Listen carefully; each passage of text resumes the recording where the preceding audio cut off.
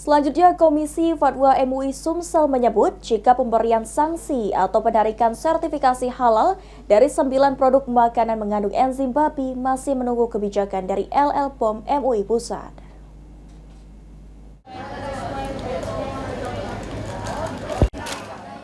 BPOM dan BPJP merilis temuan makanan berlabel halal namun mengandung enzim babi yang beredar luas di pasaran. Menyikapi hal tersebut, Ketua Komisi Fatwa MUI Sumsel, Amin Dimyati mengatakan terdapat 9 produk mengandung enzim babi, 7 bersertifikasi halal, sementara 2 tidak bersertifikasi halal. Mengenai sanksi, pembekuan dan penarikan menunggu kebijakan dari LPPOM, MUI, dan BPOM Pusat. Komisi Fatwa MUI Sumsel akan terus melakukan pengawasan agar produk-produk yang mengandung enzim babi tidak beredar di Sumatera Selatan.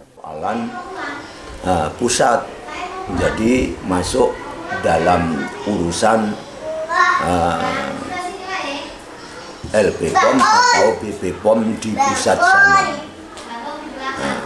Dengan itu unsur sanksi dan unsur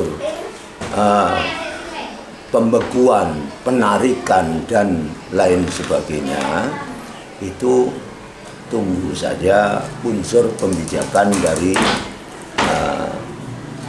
LPPOM dan BPPOM Pusat.